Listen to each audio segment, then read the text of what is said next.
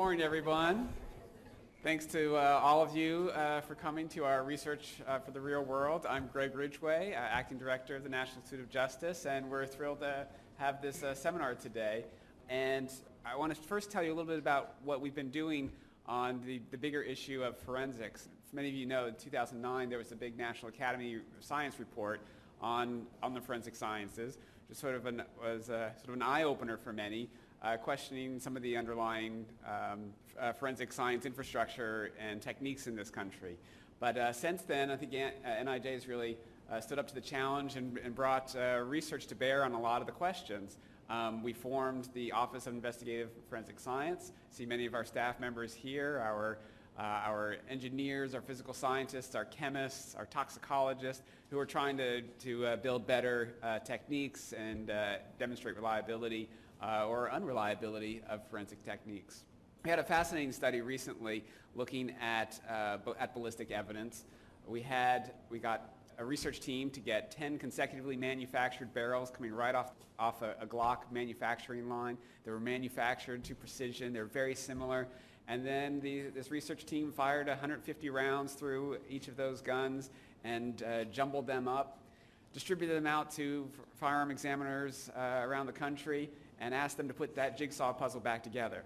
Which bullet came from which gun, and surprisingly, they were able to do it. The ballistics techniques, the pattern matching, the whole system for matching bullets and casings back to the original gun, the examiners are very, very good at it. So it's this kind of study that we're trying to do to get to the fundamental science of the reliability behind many forensic science techniques. Probably by the end of this summer, we'll have invested $120 million in forensic science R&D over the last 5 years to answer this, as well as DNA questions, pattern impression evidence, and lots of other issues. But that science is only part of it. We actually need to get these techniques into the field and operational, and that's where partnering with an organization, our sister agency, ATF, on how to make some of these techniques a reality, to make them operational, how it works in the field, to get evidence into the hands of people who need it when they need it. And we're thrilled to have Dr. Bill King from Sam Houston University and Special Agent John Risenhoover to participate in this seminar and share about their partnership and what they've learned. Let me introduce both of our speakers. Dr. Bill King, he's an Associate Professor of Criminal Justice and Associate Dean of Research and Program Development in the College of Criminal Justice at Sam Houston State University in Texas. His research focuses on the structure of police organizations and forensic crime labs and the role of forensic analysis in criminal investigations. And between 2005 and 2009, he helped implement reforms to the Forensic Crime Lab, National Police Service, and Homicide Bureau in Trinidad and Tobago. Special Agent John Risenhoover has served the position of NIBIN National Coordinator since August 2012. And in this role, he is responsible for the development and implementation of the program, which includes training, strategy, management of over 150 partner sites throughout the United States. And I understand we have many of our ATF friends here in the audience as well. Is that correct? All right, why don't you stand up so we know who you are. We're glad we have so many of you. Thanks for coming to our seminar today. And for all the good work that you do to improve our criminal justice system in the country. And we're grateful to be research partners with you. And I know this is just the first research project in a long time. We have many more to come, and I'm already sort of trying to line up our next research projects with you. So there'll be more seminars like this and more opportunities for you to come over to NIJ and work with us. Without further ado, I have a few housekeeping instructions that I'm told that I need to read to you first. So this seminar is being audio recorded. The slides and audio will be integrated and available within a few weeks. If you signed in over there with Ted, then you will receive an email when the seminar becomes available online. And we find that many people like to forward the slides and the seminar and the audio to their friends and post to their Facebook and Twitter and share. And we encourage you to do that. Share this widely to whoever you think might be interested in it. At the end of the presentation, there will be a Q&A. If you have a question, please approach the microphones. We have them in the aisle and at the ends. Please approach those microphones. State your name and affiliation before you ask your question. Because this seminar is being audio recorded and published, one of our staff will ask you to sign a permission form allowing us to use your question in the published presentation. If you do not want your question posted online and prefer to not be part of our audio presentation, just let that staff person know, and then when we're preparing the audio and the presentation, we can just edit that out. Without further ado, let me pass this off to Dr. Bill King. Thanks, Dan.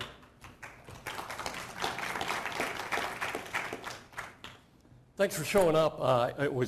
Had a great team of researchers, and want to do some thanks to NIJ and to ATF for being great research partners. We did site visits at 10 crime labs and law enforcement agencies. They opened their doors to us. I'm going to name the names of those agencies here. Want to make it clear we're really grateful to them for sharing a lot of information with us. I assume you are like my students, and you're going to read the slides, and I'm going to do the voiceovers, and I'm not going to read my slides to you. You don't want to look at me anyway, so just read along here. Quick overview. I'll briefly explain what ballistics imaging is. I'll describe briefly NIBIN, tell you about the research methodology on a research project, and I'm going to present the findings to you in 4 parts: nature of inputs, of hits, and policy recommendations for tactical and strategic uses. In some ways, this presentation is a little bit historical, because the data I'm describing described NIBIN circa 2009, 2010. And in the last year of the project, when we were wrapping up our final report in October of 2013, ATF was already talking a lot to us, and they were implementing reforms. So the state of NIBIN today is considerably different than what you're going to see here. Just bear that in mind. Grant generously supported by National Institute of Justice. Number 2, if you don't like something I said, it's my fault, unless you have a lawyer, in which case it's my fault and my co-author's fault. But I do not speak on behalf of NIJ or ATF or anybody else who has deep pockets. Thank you. Briefly, what is ballistics? When a firearm is fired, the weapon imparts unique, we call them individual tool marks, upon cartridge cases and bullets. The most pertinent element of the bullet or cartridge is the cartridge case for NIBIN, as I'll demonstrate in a minute. Starting at the bottom, we have a firing pin impression. This is unique from one firearm to the next firearm, including consecutively manufactured firearms. So we have firing pin impressions. Those are good. In the middle, we have breech face impressions. The cartridge case, which I'm going to refer to as brass for the rest of the presentation. Breech face on the back of the cartridge case, unique as well. And then usually ejector marks. I wanted to throw in a picture of an extractor mark just to keep it interesting for you. In the olden days, firearms examiners would pick up the pieces of brass from crime scenes, and then they would have to visually compare one piece of brass to another piece of brass using a comparison microscope. Tedious, very time-consuming, didn't produce a great number of hits. Okay? Beginning with computerized systems, ballistics imaging, the computer takes a picture of the image, turns that image into a digital, a signature, loads it into a database, and then as you load more and more brass, images of brass into the system, it compares each new input against all the inputs in the database. Unlike on television, where the computer tells you what the match is, that doesn't happen with IBIS or with NIBIN. The computer produces a list of correlations of likely candidates ranked from most likely down to least likely. And then a firearms examiner or firearms technician has to examine the images on a computer screen. They look at them. They pick out the ones that they think are most likely high confidence candidates, and then they have to, that's not technically a confirmed hit yet, so then the examiner has to take each piece of brass that they believe is a likely candidate, examine them under a comparison microscope, and then they designate that there's a hit. And so hits are the useful outputs for the system, because we're matching ballistics evidence from one crime scene to another crime scene, or from a crime scene to a gun that's been confiscated off of someone who shouldn't have a gun, such as a felon in possession. What we know from research by Braga and Pierce is that using these automated ballistics imaging systems like IBIS and NIBIN increases the productivity of firearms sections greatly, okay? You can crank out hits with these things because the computer does a lot of the screening work, and examiners spend their time doing the minutia of comparing a limited number of pieces of evidence under a comparison microscope. So this is a good technology. My presentation is about how this technology gets implemented in individual crime labs and police agencies. So it's a very organizational perspective on how forensic evidence is implemented. It's also a presentation on how investigators use or don't use the outputs of these systems, and also how ATF oversees this rather loosely coupled system of technology. What the heck is NIBIN? NIBIN's a program that is overseen by ATF. It's a bunch of networked IBIS terminals. So now not only can you compare the inputs from your local IBIS terminal, you can compare them regionally to different regions of the country. So Houston Police Department in Texas can also compare their inputs against Harris County and Dallas and other agencies in the region. So you're opening up the database, you're making it wider in scope. ATF has run NIBIN since, by itself since 2003. The number of NIBIN sites, let me back up a little bit. What happens is ATF buys the hardware and the software, and then they distribute it to local police departments or crime labs around the country. Now, if a local police agency or a crime lab wants to become a NIBIN site, they can self-fund, buy your own hardware, and you pay for your service contract, and then you can plug in a NIBIN. New York City Police Department does this. They're a self-funding NIBIN partner site. But most sites are, their hardware and their contract, their maintenance contract is provided by ATF. So ATF is distributing this technology out, and then ATF also runs the servers and upgrades the network and basically runs the system. But this is loosely coupled because ATF can't march into a crime lab and force examiners or technicians to put more evidence in or to confirm hits more quickly. And so there's a loose system of accountability it's based on the political nature of having a federal agency running a program that is ultimately staffed and run by people who are locals, okay? And you're going to see what that loose coupling results in part as we dive deeper into the exciting part of the presentation. This isn't the exciting part. There used to be a fair number of NIBIN sites, 236 is as many as I could count. A lot of these sites were culled in 2010 and 2011. NIBIN had budget issues. A bunch of sites, low-performing sites were closed down.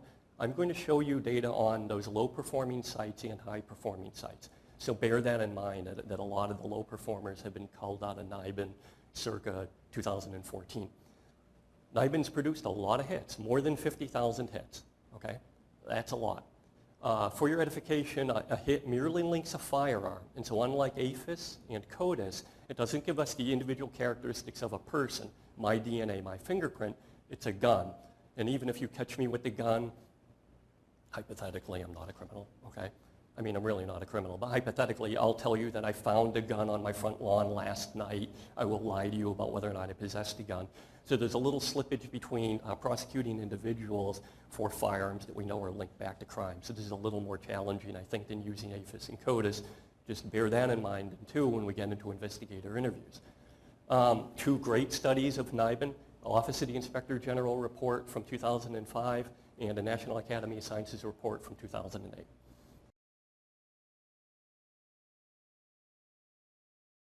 I'm an egghead. I get paid to do research when I'm lucky, and this is my research project. 5 sources of data.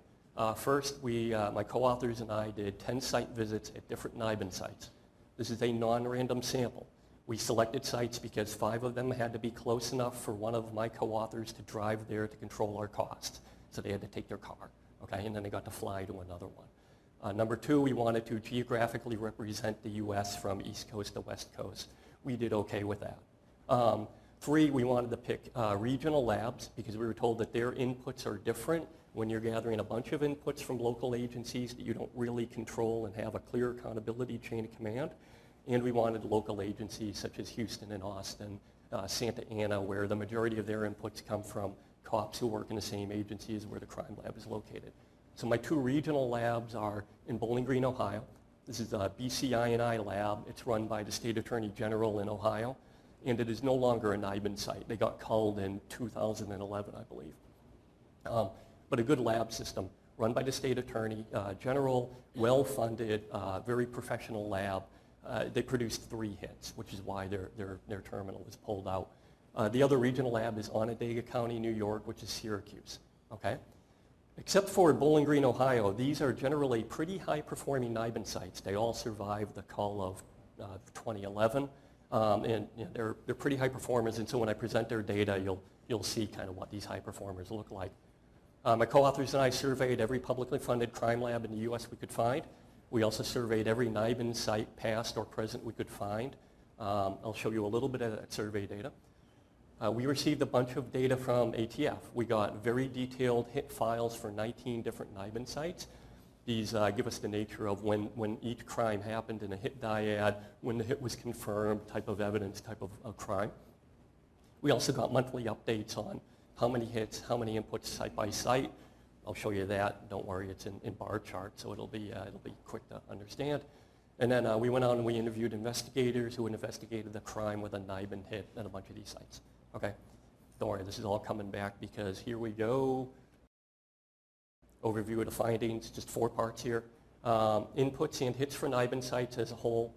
A new performance metric my co-authors and I cooked up on using elapsed time as an indicator of performance for the program. And if you're in federal law enforcement, and I took a look at the roster, I think there are a bunch of other people who, ATF and other agencies, think about the programs that you oversee and then think about how you measure their performance, because there's a lesson in here for you about how ATF used to measure the performance of individual sites and how ATF now does it. And just a hint, elapsed time matters. How helpful are NIBIN hits to criminal investigations, and then using NIBIN as a source for strategic intelligence. First thing, just broadly in terms of what gets put into NIBIN by these local labs and agencies. Inputs can be either cartridge cases, brass, and they can be bullets. And then hits come out as either brass or bullets. And the majority of the stuff going into NIBIN and the hits coming out, it's almost all brass. It's rarely bullets. Bullets are really hard to image. And so people tend to not do it because it's time consuming. And then because the database isn't populated with a lot of bullets, you don't get a lot of hits out of it.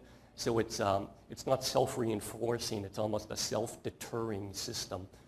There's a new system for imaging bullets that FDI has put out that they think is going to improve this. But just so you know, brass is the modal input into NIBIN. Counting inputs and counting hits were the performance indicators ATF used up until about 2011 to measure whether you were a good NIBIN site or not.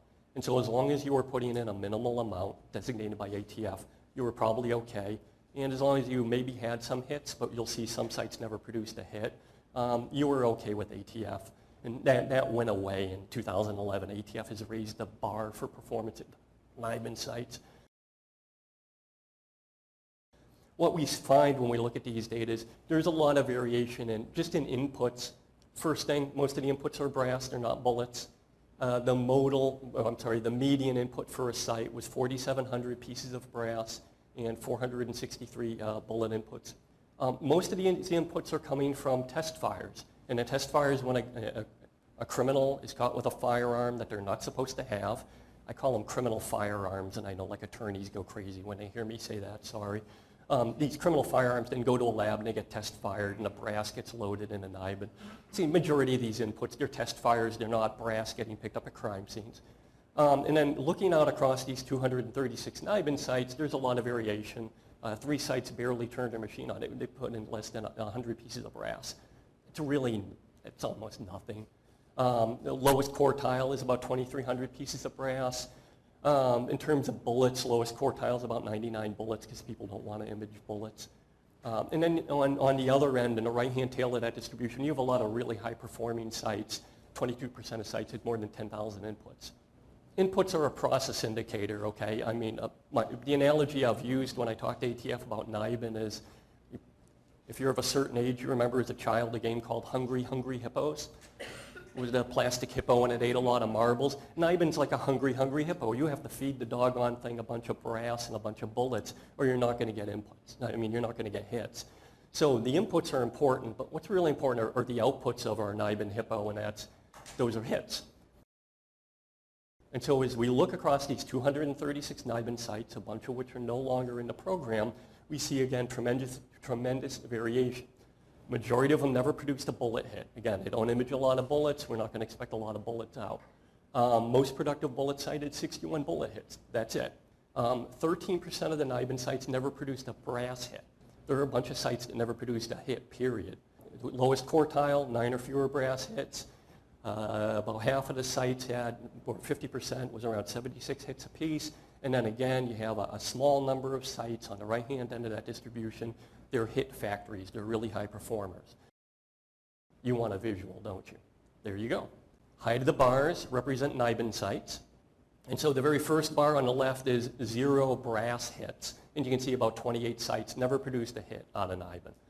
The next bar is between 0 and 100 hits off of brass. And you can see that's 35 sites. And then you see that distribution tails off fairly quickly to the right. And then you have some hit factories and high performers stretching out to the right with a maximum of what it looks like about 3,100 hits. Not a normal distribution, all right? Bullet hits, first bar on the left, these are sites that never produced a bullet hit. You can see majority sites never produced a bullet hit. And then the numbers of bullet hits are just tail off all the way to the right. One of the things we hit upon fairly quickly, both from working in Trinidad and Tobago with their crime lab and homicide detectives, then I imported that when I took over this project, was timeliness of hits we think are really important. This is partially conjecture on our part, okay, if you read the report carefully, but I think it's very reasonable to expect that criminal investigators need information on ballistics imaging hits very quickly. They're going to work their case for a week or 2 weeks, and then they're on to the next one. A week or 2 weeks if you're lucky, and it's a serious violent crime. And so hits that come out later than that are probably less useful to investigators. And this is, I think, at the heart of this NIJ grant. One of the things NIJ wanted to know, how do investigators use this ballistics imaging technology in their investigations? But the first thing we have to tackle is, what's the elapsed time? How long does it take NIBIN sites to produce hits? Data come from 2 sources. The first are out of survey data with NIBIN sites, and we asked them, when evidence is submitted to your lab, how long does it take you to put it into NIBIN? Okay? Ideally, we want this to be hours, a day. I watch a lot of TV. I live in a fantasy world, because what we see is the first bar indicates that the majority of sites indicate that it takes them between 0 and 50 days, and the median for all these sites is 25 days. So it's over 3 weeks.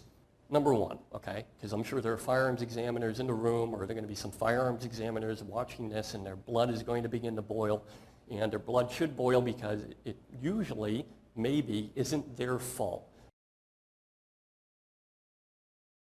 And so there are things that labs do and police agencies do that delay the processing time on evidence. And I'll give you one of them. Some labs, when a firearm comes in, the firearm gets routed to DNA to see if they get DNA off of it. And then it goes to fingerprints to see if they can lift prints off of it. And then it goes to firearms. And that probably weighs in here, right? These are things firearms examiners, they're not lazy. They just can't speed that process up. Other cities have, they allow a firearm to sit for 5 days or 10 days, depending on the site. And so the DNA or fingerprint people have 5 or 10 days to go down to property and grab that weapon. And then if they don't, the firearms examiners come over and they say, give me all the 5-day-old guns. Well, you're introducing a 5-day lag period just from the start through a lab process. Other sites, they're not going to test fire weapons or enter brass unless the investigators specifically request that that is done. So we have multiple independent variables they're messing up our attempt to get information, this evidence put into NIBIN quickly. Now the second source of data comes from ATF. And ATF generously provided us with 19 very detailed hit files for 19 different NIBIN sites. They're generally pretty high-performing sites in terms of hits. They were all active during 2011 and 2012. We have data on about 8,000 of these hits, and keep in mind that this is 8,000 hits out of about 50,000 hits, so it's a sizable sample that we were able to grab. We have good dates for both crimes, because I need both crimes. Let me explain what I'm doing. I have a hit dyad, so I have, for example, a homicide on January 1st, and then I know that that hit with a second homicide on July 31st. And so when I look at the data on July 31st, I start a clock, and I count how many days it takes for that NIBIN site to confirm the hit. Okay, so I'm measuring this in days from when ideally you would find a hit within a day. How long does it take sites? And what we see is that there's tremendous variation, as evidenced here. Heights of the bars indicate the number of days it took a site to confirm a NIBIN hit after that hit was available, after they had 2 crimes that were indeed linked by NIBIN. As you can see on the left-hand side, these agencies are relatively slow. They're taking more than 450, more than 400, more than 260 days on average, and this is the median, not the mean, okay, so we're trying to control for unequal distributions. This is how long it takes sites to identify hits. This isn't a week. This isn't 2 weeks. This is the crime occurs in season 1 of your TV episode, and then in season 3 they get the ballistics imaging report back, okay? And again, there are multiple reasons why. On the right-hand side, we have sites that are fast. City of Denver, Santa Ana, California, Syracuse/Onondaga County, New York. They're pretty quick. Now I want to show you something because this is data on 18 sites, and you say, hey buddy, you have data on 19 sites, and so I'm going to add a site, and it changes the nature of the distribution. So I want to take a minute because Stockton is currently calling their legal counsel for defamation, right? Stockton, median time to identify a hit more than 2,000 days, and let me explain why. Stockton struggled for years to find a firearms examiner. NIBIN hits can only be confirmed by a firearms examiner. They can't be confirmed by a technician. So Stockton would do the visual analysis on a screen. They would figure out what they thought were hits. They can't confirm the hits. They send their evidence off to another lab in the state of California.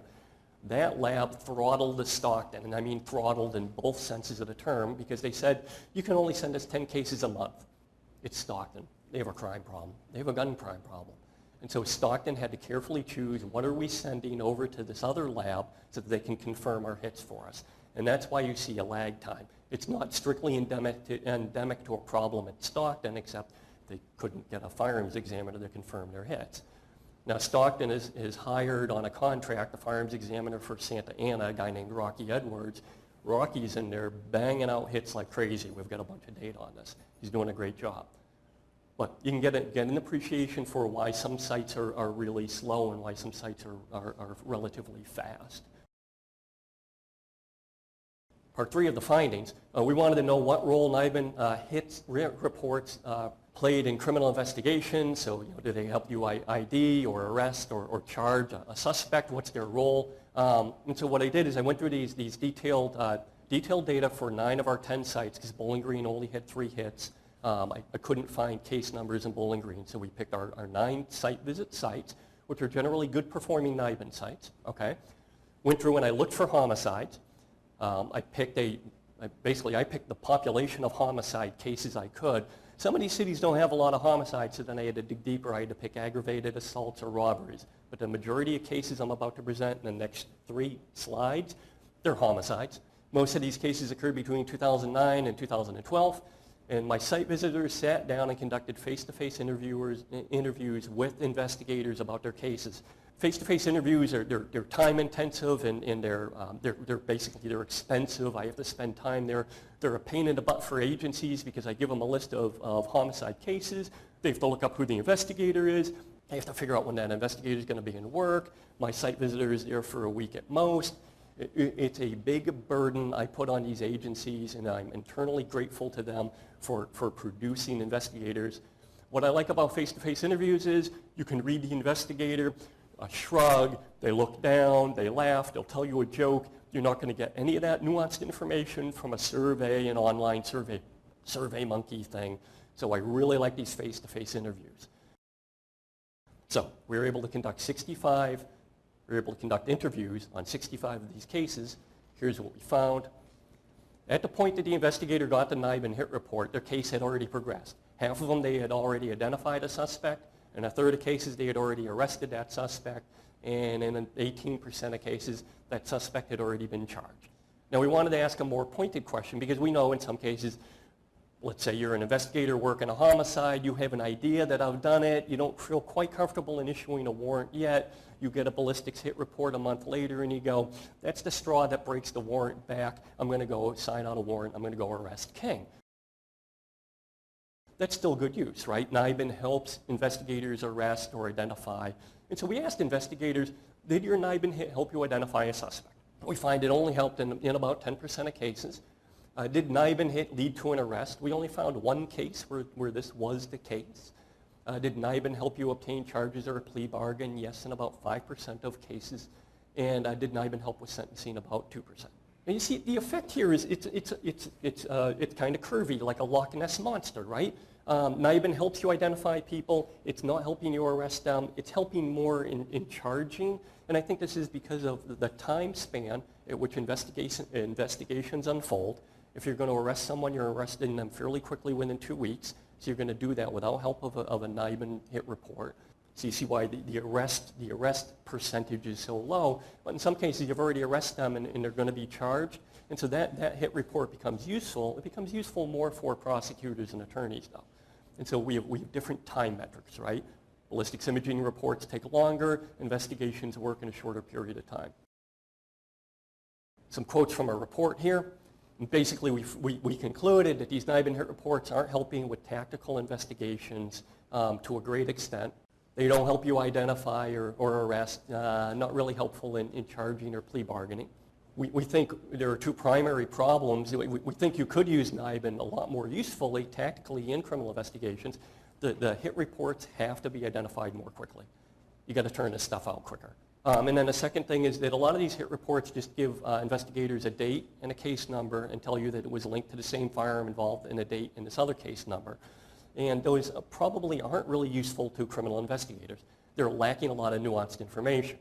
And I've seen hit reports from the Houston Police Department. Houston Police Department's hit reports are really good. They have addresses, they have the names of victims and the names of suspects, they have whether or not there's a gang affiliation. There are a lot of really specific notes on these hit reports that I think are a lot more useful to investigators. They add the context and they prevent investigators from having to go dig through a computer database and trying to remember what the case was and where it happened. Just show you, this is just a little snippet it's a snippet of 10 homicides committed by a highly violent criminal group in one city, a NIBIN site. But I want to focus on their last four homicides, which begins with it's a homicide on September 12th with a 9mm, and then there's a double homicide on November 25th with a 40 cal. And then there's a fourth homicide with the 9mm and a 40 cal. And so you think on December 3rd, technically on December 4th, we could have produced a NIBIN hit out of this. But about 2 weeks later, ATF and the police go out and they raid these bad guys. They make 7 arrests. And they're able to string together 10 different homicides going back until early 2004 on these guys. And then you take a look at when the NIBIN hits come out. And the first NIBIN hit comes out relatively quickly. It's 2 weeks later. It's on December 31st. But again, the deal is these guys didn't get arrested on a NIBIN hit. They weren't identified off a NIBIN hit because the NIBIN hit didn't come out until 2 weeks later. And that NIBIN hit probably contributes to them being charged. It probably makes investigators more comfortable that they really do have the group that they believe are committing these crimes. The second NIBIN hit comes out at the median period of time for NIBIN sites, which at this time was 101 days. It comes out on April 4th. This is very, very typical of how NIBIN's used in criminal investigations. All right? It's confirmatory, basically. And it segues into our fourth recommendation, and our fourth primary finding was NIBIN is a treasure trove of strategic intelligence for law enforcement agencies, not just ATF, but for local police departments. Because if your NIBIN site if your lab people are regularly inputting evidence on gun crimes, you have a lot of information on where gun crimes are occurring, the weapons that are used, and if you're able to associate other evidence with that. Who and what and when and why and gangs and things of that nature, you have a large database of useful information. What we found was sites were not using NIBIN information at a strategic level. Only 8% are even passing their very sparse hit reports onto a crime analysis unit or a fusion center. Now, I'll show you what happens when you start using NIBIN strategically. So not just to solve individual crimes, but to assemble an overall picture of criminal networks and targeting those criminal networks. And one of them is Onondaga County, New York, which is really good at this. This is Syracuse. And although they can't necessarily pin individual use of guns on an individual, they can begin to figure out what the groups are that are involved. They're violent street gangs that are sharing guns among their members, okay? Who wouldn't want to go shoot someone with my 9mm handgun? What we see is these community guns allow the police there and their prosecutors to outline the nature of the groups and then to prosecute those groups using RICO prosecutions. And there are other NIBIN sites and other law enforcement agencies that are doing this. I think this is a really fruitful practice. Partially, it doesn't rely upon the immediate 1 day or 2 day NIBIN hit reporting. The timelines can extend a little bit more when you start using them strategically. Now, what do these networks of hits look like? This is a great little network analysis done by Andrew Fox at the University of Missouri, Kansas City. Used the NIBIN hit data from Kansas City. And what you see down at the bottom, these are just hit dyads. It's a 9mm or some weapon was used in 2 different crimes or a test fire in a crime. These are just hit dyads. We're more interested in what's going on at the top, and especially in the upper left-hand corner, we see a whole bunch of either a gun or multiple guns used in overlapping crimes. You can see it's daisy-chained into this rather elaborate network. Now, what's going on in Kansas City, in conjunction with their prosecutors and Kansas City Police Department and their crime lab, is they're working on it's a lever-pulling project, kind of like a ceasefire project. And Andrew Fox's role is he's the analyst. He identifies who the trigger pullers are in gangs. And among the information, the criminal information he's using, is he's using NIBIN hits to figure out who are these people who are involved in these shooting events, because these are serious violent crimes, okay? And we want to incapacitate those people. And so this is just an example of the things you could do with NIBIN hit information as a strategic tool. So my co-authors and I, during the last year of the project, we began talking a lot with ATF, and ATF began talking a lot to us. We were really fortunate in this regard. We began to have a conversation. Remember, the first time I went over to ATF, I sat down with Jim Needles, and I was showing him the lag times we were finding at sites. And I'll be honest with you, I was kind of frightened that he was either going to argue with me and tell me I was full of crap, or he was going to shrug his shoulders and say, yeah, okay, whatever, and basically usher me out of the building, which is normally what I get when I work with agencies. I'm pretty irrelevant, to be honest with you, okay? And what I was surprised was Jim sat there and I could tell he was getting it. He said, yes, of course, we know sites are slow, and now you're showing us this. We need to work on this. We're going to implement some solutions to this. And I could tell he was sincere, and when John Risenhoover gets up and talks to you, you're going to see how adamant ATF has been in implementing reforms. But those reforms began during the last year as I was writing our final report. And so if you read the final report, it's very much written towards ATF as an audience in terms of reforming the program at the level of ATF. One of the things was we wanted ATF to find more performance metrics for their programs, especially NIBIN. Be blunt about it. When you're counting inputs and you're counting hits, you're losing the picture. All right? It's not an effective system because you're forgetting about elapsed time. You're forgetting about what investigators are using. You can't measure what investigators really want to get out of hit reports to make it useful in investigations. And you're also missing out on all the possible strategic uses of the data. So we urged ATF, build the capacity to start self-assessing your performance, okay? Second thing was that you want local sites to start using the hit information both tactically and strategically. Build this capacity. Basically, grow your miniature Andrew Fox within a police agency or crime lab to start analyzing hit data at a strategic level and start really pumping these hits out to get them useful at the tactical level for individual crimes. We wanted ATF to build a research and development program to start experimenting with NIBIN and start determining what the best practices were. And then the last thing was there are different NIBIN sites that do things really excellently. So Houston Police Department really writes good hit reports. Their hit reports are so good, my graduate students and I sat down with all of them, and we entered them, and then one of my master's students named Jennifer Clausen mapped them. No one that I know of has ever mapped NIBIN hits. Rocky Edwards does it with a software program, but he's never analyzed it, and the only other research comes out of Israel. So Jennifer Clausen has mapped them, and she's found some interesting relationships. You can ask me during the Q&A period because I need to stop talking. So we thought, Houston has good hit reports. Santa Ana is really fast and has a great mapping program where they're able to determine what stuff should go in first, and that software program is being used in Stockton now. It's really improved performance in Stockton. We'll get data demonstrating this. So you have different sites they do different things really well.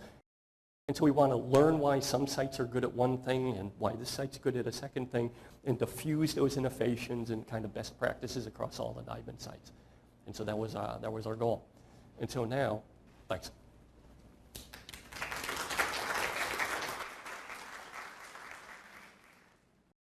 I want to thank NIJ and all the professors involved for doing this. It's been a blessing, to say the least, to help us implement the new changes in NIBIN.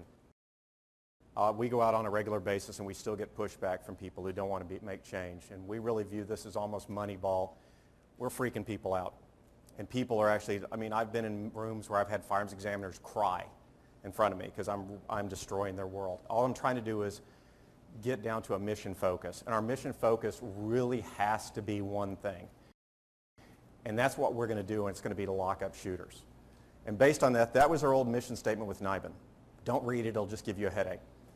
But that's what you typically see when you drive something as a technology-based program. But does the American public give a crap if we have a technology-based program or we have a really neat network? Or does the American public want something that they can wrap their heads around and law enforcement can wrap their heads around? We're going to lock up shooters. We're not going to do anything else but that. Anything that gets in the way of that, we're going to figure out a way to fix it. And if we're not locking up shooters, then what are we doing here? This program was not instituted by the taxpayers in Congress so that ATF could have a really cool database and spend a lot of money on networks. They gave it to us so we could make the community safer. And we try to make that very clear. And we use this report every day when we go out to help us make that clear. We still have pushback. We still have people who don't get it. You know, we're messing with their world. I'm going to go through this real quick because I want to talk to you more about stuff. And it's all about crime gun intelligence. It's all about what ATF can bring to the table. It's not about taking guns away from people. It's identifying the people who are illegally using firearms. And I'm very clear on that in everywhere we go and everything we do.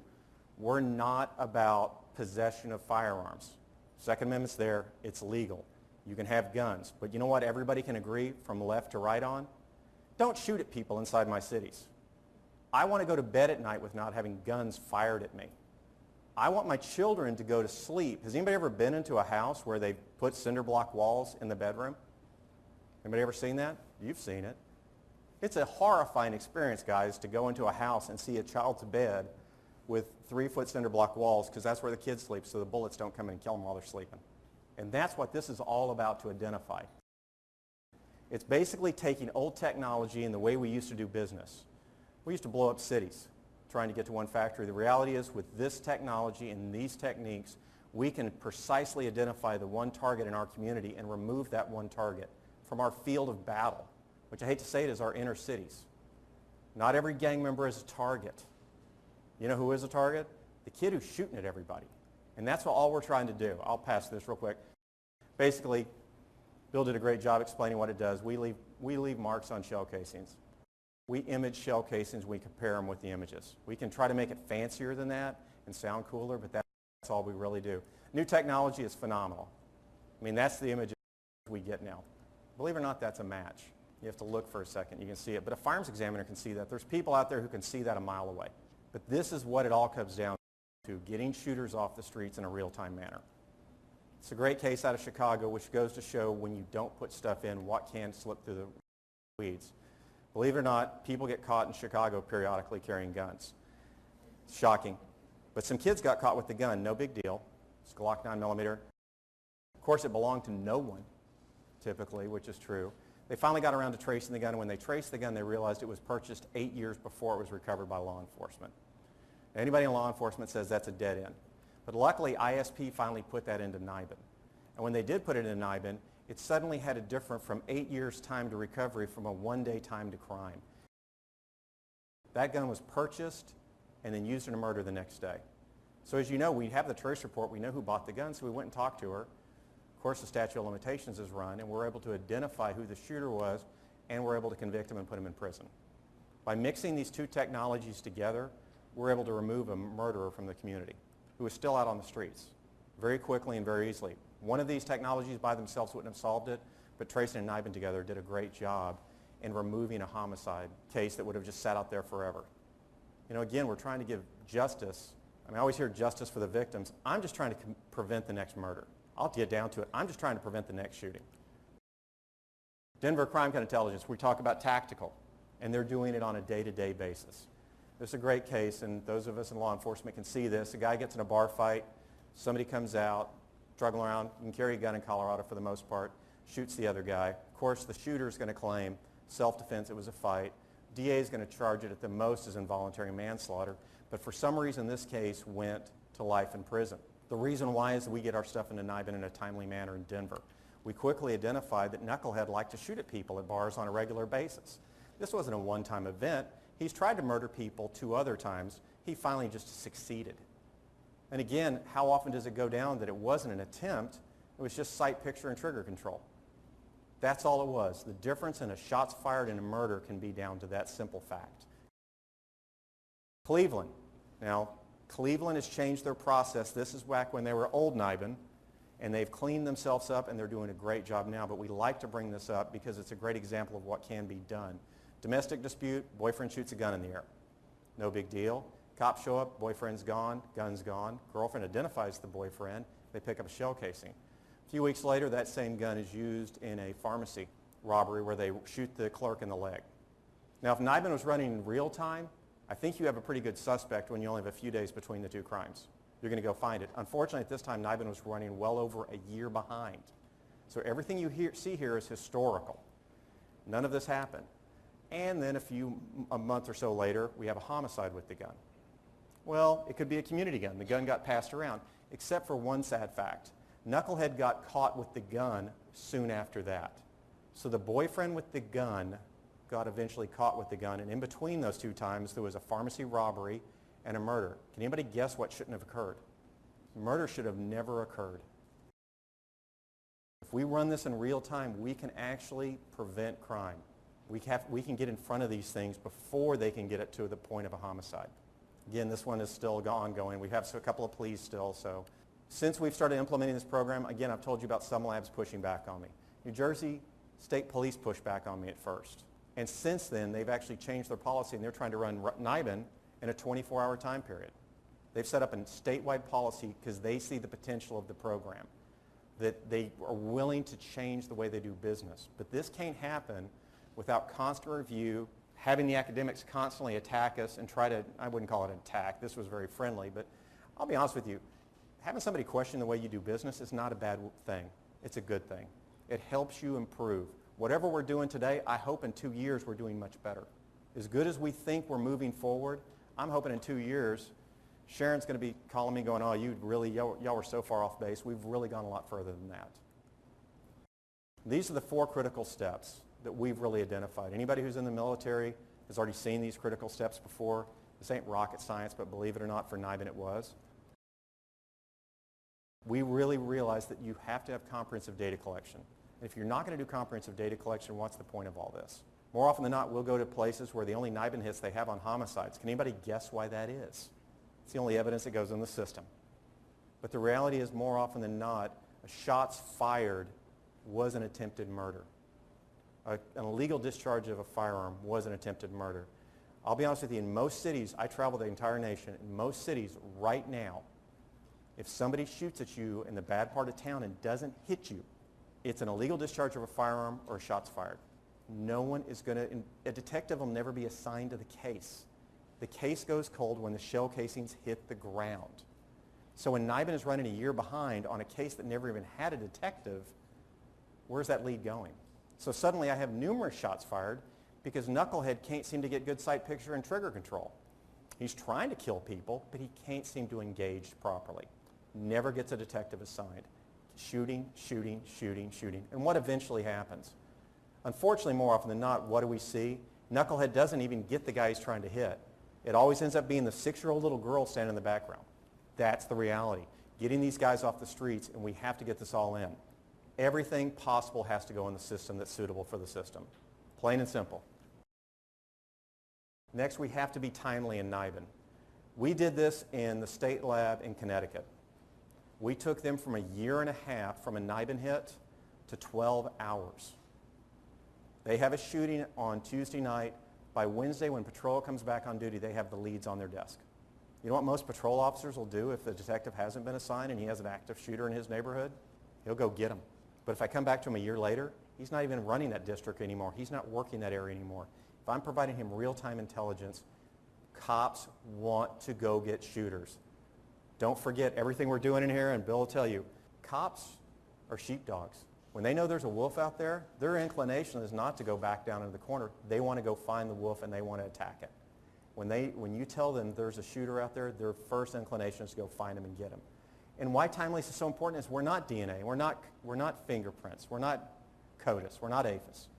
We provide leads to detectives, and if we're not real time to do that, then what are we really doing? Because a detective solves a NIBIN hit, and NIBIN doesn't solve anything. It provides leads to detectives. Follow-up. Simple thing, but believe it or not, you can do the first 2 steps perfectly, and if all that happens is when you provide that to somebody, they throw it in the trash can, NIBIN is a used waste of taxpayer money. If nobody's going out there and arresting shooters and using this intelligence to make your community safer, then why are we doing it? It's a writing exercise. The point is not to populate a database. The point is to reduce violent crime. We have to have follow-up. But like you saw the one in Denver where the prosecutor suddenly knew who was standing in front of him, it made all the difference in the world. If I think it's a guy who's just gotten in a fist fight and hit somebody and they fell down and hit their head and they died, yeah, that's going to be involuntary manslaughter. It's a big difference when somebody shoots somebody and then you realize he's been doing this on a regular basis. The scariest thing about the Denver case is Denver PD only makes up 25% of the city. So the only thing that's really participating in the Denver model right now, for the most part, is Denver PD. So Knucklehead could have done several other shootings, but we won't know for another year and a half from the state lab. And guess what happens if you take forever to get leads back? What do people finally stop doing? They stop submitting evidence to you. If they see no purpose for it, patrol won't do it anymore either. So the importance of here is there has to be a feedback loop to let people know why they're participating in this program. The military's been doing this for years because it's important for the guys on the ground in the Army to know why they're picking up evidence at an IED bombing. I love to use the example, the Mod 50 bomb that they had in Afghanistan. They thought they had several hundred bomb makers making this Mod 50 bomb that was blowing up all these soldiers. They didn't know how to deal with it. But they quickly started doing good data collection. They processed the data, they put all the leads together, and they identified the fact that there wasn't hundreds of bomb makers victimizing soldiers in Afghanistan. There were 4. Nice thing about the U.S. military, I have a good feeling of what happened to those 4 individuals when they identified who those 4 guys were that were blowing up U.S. soldiers. Fortunately, we don't have that ability, so that's what we have to do. But, you know, again, I sort of wanted to run through that. The important thing here in everything we do has to be to lock up shooters. And you have to understand how important this is because does anybody see what happened in Chicago on 4th of July weekend? 80 shootings, 94 people shot, Christy? Or was it 80 people shot, 14 killed. We keep trying to approach this on, well, we've got to get the guns off the streets. Well, I go back to the point that there's a reason a lot of people are carrying a gun on the street if you're in south side of Chicago because maybe somebody's shooting at you. Maybe the more important thing is to identify who the shooters are and get them off the streets, and we can all agree on that. Whether we like guns or not, we can all agree it's important to get shooters off the streets. But let's think about this. We've tried to approach this from common sense approach, but typical America doesn't seem to get that excited for the most part about what's going on in the inner cities. Let's just be honest. Let's finally get that out there. They're not getting excited about that. But maybe they can get excited about the fact that of those 80 shootings that could average anywhere on the medical cost alone is going to run anywhere between $20 and $40 million for the 4th of July weekend in Chicago, just for the hospital bills. Guess what? Most of those people don't have health care. Everybody in this room is going to end up being touched by that. Eventually, it's going to touch everybody here. So if we can get the American taxpayer to understand, I can plead to the fact that no child should go to bed to the sound of gunfire. I can plead to the fact that the social economical impact of this is horrendous and we need to address as a nation. But maybe I just need to plead to the fact that we can address gun violence economically through the use of great technologies like ShotSpotter, who help us identify where the shootings are occurring, through NIBIN, who helps us identify shooters themselves, and put these things together and actually save Joe taxpayers some money. Maybe that's the argument we need to take. I don't know, but when we go forward, that's why I like this academic study. That's why I like NIJ helping us. I want more. I'm not asking for less. I want to be challenged more on a daily basis because what we're doing here, guys, this isn't an academic study. We can show you pictures of dead children for hours and horrify you. But we've tried that, and it doesn't seem to really horrify anybody in the American public for the most part. But maybe we can show you that by addressing gun violence in the long run, we can save the taxpayers money. Or you're not going to get the money back. Let's be honest about that. We can not spend money on other things when we spend it on something else. But if you're spending on medical care all day long, what are we really doing? So that is my portion. We like to have y'all come up and do some Q&A because that's where we really get it.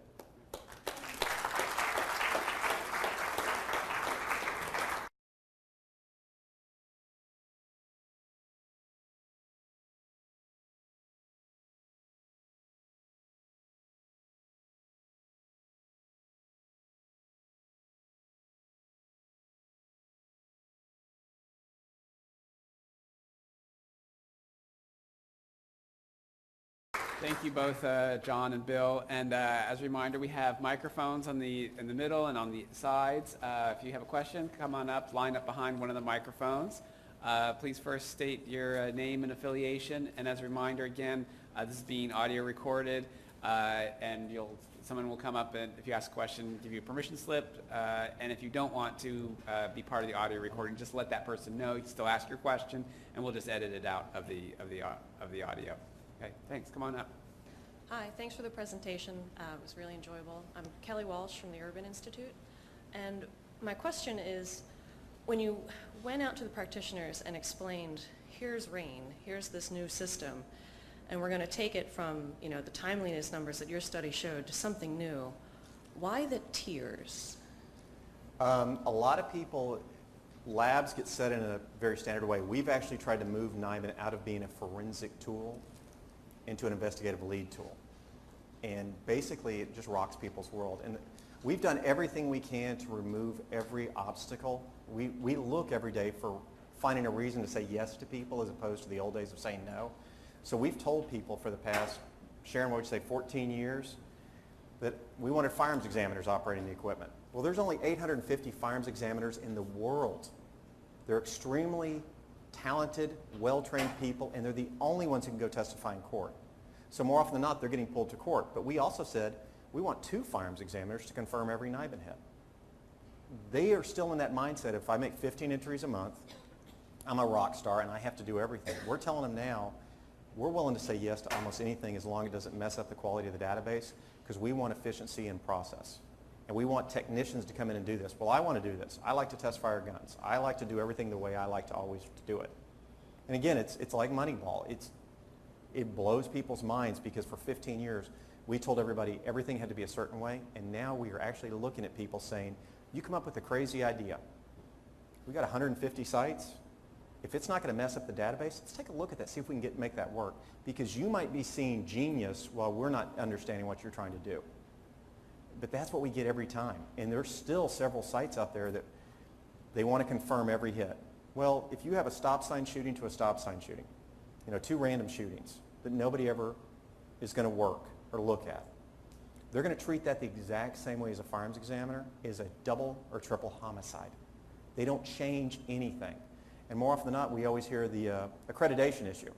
Well, accreditation doesn't allow us to do this. ASCLD, ISO, they won't let us do that. We've already met with ASCLD and ISO, and they said, don't use us as an excuse anymore. Because accreditation means you do what you say and you say what you do.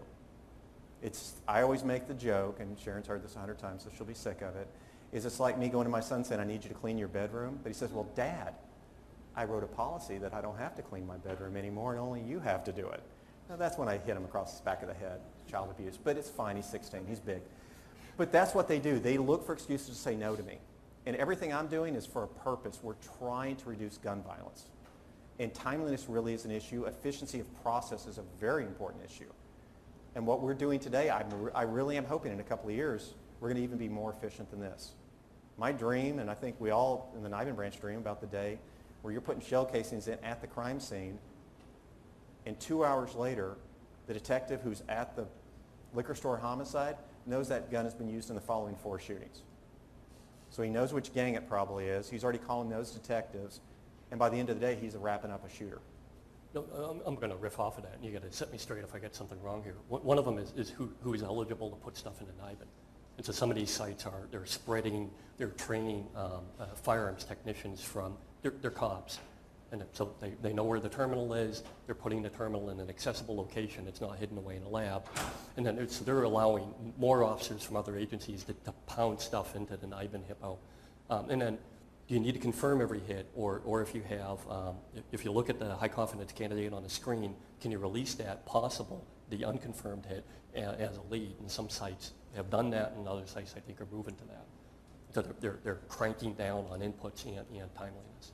But some people are threatened by that. Detectives, you'll ask them every time, would you rather have a confirmed hit in a year, or would you rather have a lead tomorrow? We'll take a lead. And where we've moved it up, I mean, New Haven, Connecticut. I can't use the exact terminology the homicide sergeant used, but NIBIN has never been blah, blah, blah to me. Now I see it as a real product that I couldn't operate without. Because now it's real time to him, as opposed to a year later, when again, shots fired are closed when the shell casings hit the ground. Ag assaults close in 3 days. If somebody shoots you in the bad part of Chicago, and you don't know who it is, it's probably closed in a day after the detective calls you. Who shot you? Steve Miller. Do you know his DOB? Do you have a photograph of him and exactly where he is now? No? Okay, closed. Because they're getting overwhelmed with shootings. When I was in Phoenix, ag assault detectives were getting 3 cases a day. 3. They're triaging ag assault cases because they're overwhelmed with shootings. So the reality is, if we can help them identify in a real-time manner while it's still fresh on their mind, they'll use that information. But if we're coming back a year later, 2 years later, 3 years later, you're just making them mad. That's all you're doing. Hi, Sam Biela, also of the Urban Institute. Excuse me, you talked a little bit earlier about some of the opportunities that could result when you're using social network analysis from these NIBIN hits, but you also mentioned that mapping was an opportunity. I was wondering if you could speak a little bit more to the types of analyses you're looking to conduct and what sort of strategic opportunities you think might arise from that intelligence. Great question. One of the issues is, what sort of information gets input into the NIBIN database when firearms investigators are putting stuff in. And one of the issues is old NIBIN, there aren't any geolocations. That's the bad news. If you want to map NIBIN hits, good luck. The beauty with Houston's hits were they were geocoding them on the paper as they come out. So they're looking into limbs, figuring out what the geocodes are. There's some neat time and distance relationships between hits and how long the time elapses with a crime that confirms some research out of Israel. Are they putting geocodes in now? No. Again, we're a sole source vendor. We're asking for these changes. We're willing to pay for these changes. But there's been studies that have shown that distance does make a difference in being able to map or even be able to condense your size. Right now, the system was set up basically on ATF field divisions, which could be very random. But what you would assume we would do is you would search out. Now, we're asking for that now, and everything that the studies asked for, we're trying to implement so we can use. If the shell casings are closer together, they're more likely that should give them a higher rank, right? So, but if your field division is the Phoenix Field Division, which runs all the way up to, through Wyoming and Montana, shell casings that are 2,000 miles away probably aren't the same gun. If they're a block away, they might be more, because we'll see that. If you actually map most of these shootings, even with ShotSpotter, when we link up with ShotSpotter, we use their technology to link where these casings are exactly found, you'd be surprised at how close these guys, they don't move a lot. They really don't. Now and then you do see some gangs go up and down corridors, but for the most part, most of the inner city shootings are in a very tight area and they stay in their neighborhoods. But again, it's key just identifying who those people are. And like in New Haven, even if we can't arrest you, you might just get a knock on the door. In Denver, when they identify an active shooter, and they can identify him in that very small area, if they can't get him on any real charge, we just got a guy who we put down for several shootings on habitual traffic offender. You know what the chief said? Good job. Because you got him off the streets for 6 months while we can build a case on him, because guess who nobody wants to testify against? The kid who's still on the street shooting at everybody. So getting him locked up just for a few months gives law enforcement breathing room, or much less stops him from shooting anybody, or much less, even worse, stops anybody from shooting at him. Because as we've seen so many times, it's so horrific, they never hit each other. But who do they always hit? They're always hitting the people behind them. The people who had nothing to do. I mean, how many times have we seen in Chicago this weekend? How many of those people were the actual targets of the gunfire? So getting that, again, I'm going off topic, but we want to get that done. Israel and Stanford University did that study several years ago. They said it's a great idea, we need to do it. And we are going to try to get it done. Hi, gentlemen. Really an excellent job. My name is Nancy Ritter from NIJ, and I'd like to pull it back a little bit from NIBIN, but also I'd be interested in your response to this, John. But mostly to Bill. You said that generally as a researcher, you walk into a place and you're considered irrelevant.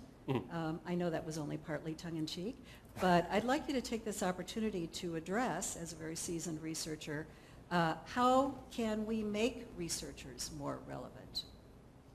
That's a good question, Nancy. That's a hard ball. You all look like hard balls coming over the plate. All right, so I'm going to riff off. David Kennedy gave a talk down at Sam Houston about 6 months ago. One of the things he said in terms of working with agencies, he said, yeah, you know, professors are smart, but you walk into an agency and they understand much more about what's going on that's relevant to their organization and their environment. So you should shut up and listen to them. And what I and my researchers found was that we became much more useful to ATF when ATF began talking to us. And because they were talking, we were listening. We ended up with a really good relationship. I'm just speaking from this one, where they're smart guys. They understand performance. They understand what this program's supposed to do, and they realized we could help them. We realized that they were paying attention to what we were doing. The second part that I'll riff off of is something I learned from Ed McGuire was the mistake a lot of researchers make. You walk into the agency, you gather all the data, you disappear, you come back, you analyze the data, you present it to them. They look, they're like, hey, this is pretty neat. It fits outside of their daily scheme of day-to-day activities. It's a report, it's a bunch of bar graphs, it's a median, what the heck is that? Thank you, professor, and they put it up on the shelf and it gets all dusty. One of the tricks I learned from Ed McGuire was to try to implement an ongoing relationship of, let's start doing this, let's make a program, let's make a unit, let's have people, let's periodically come back and assess the performance of that. We want to have an ongoing relationship. It's kind of like the difference between a marriage and a one-night stand, to be honest with you.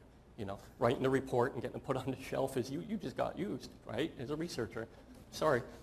And in this case, actually I get to go on further research dates with ATF, I hope, if that answers the question somewhat. Hi, Joe Barton with Cornerstone Government Affairs. I had a question about the funding side of things. How would a police department go about receiving federal funds if they do not have the money to purchase equipment? Just getting equipment itself. Right. They could apply through their local ATF office and write a proposal that they wanted equipment. Right now, there's not a whole lot of equipment out there to be handed out. We're currently redistributing equipment around the nation to make sure it's being used effectively. And that's our big thing we're trying to make sure. But I'll be the first to sit there and say it's sort of good when people actually go out and buy their own equipment. You know, we end up paying for the T1 lines. So the T1 lines, which everybody's having to be upgraded, that alone costs us $15,000 a year. The equipment costs us $150,000. The service contract's $30,000. The bills add up really quick. It's funny, Christy, this is yours. When you get on Southwest Airlines and they throw you that bag of peanuts, what do you do more often than not? It's not a very good bag of peanuts. You just shove it in the pocket in front of you, but you take it. If they asked you for a dime for that bag of peanuts, most people wouldn't take it. If people have to put a little bit of their own skin in the game, I actually think it ends up being more effective. So that's what we're really trying to push as we move forward.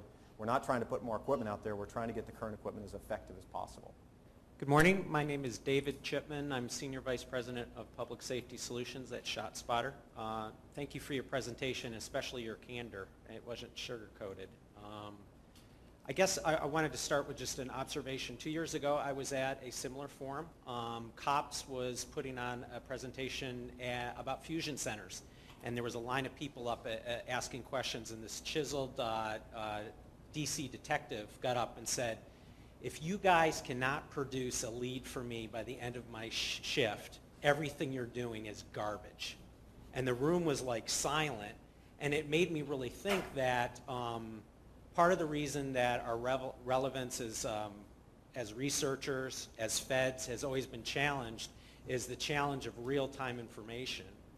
And John, I wondered if you or Doctor, if you could comment on how you might see that this new potential partnership with ShotSpotter providing real-time, precise location of shootings to law enforcement in conjunction with officers who understand the value of NIBIN might take this program to another level. And that goes back to your centers of excellence, which we're calling crime gun intelligence centers. And we currently have one in Denver. We're implementing ShotSpotter into the program too to take it a step further. But what we're really focusing on, and I'm glad the FBI is here because I always compliment the FBI on how they run programs. They do a very good job. and I look at safe streets, I look at JTTFs.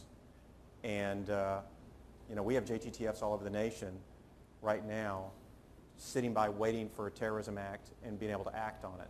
But if we were able to put crime gun intelligence centers implemented with well-staffed crime gun intelligence centers with staffing to make sure NIBIN gets done in 12 hours, that we're responding to every shooting, that have investigators to follow up and identify who the shooters are in your community, and then do something about how to get them off the streets in a real-time manner. How many cities can we think of right now that they would be busy beyond belief from day one?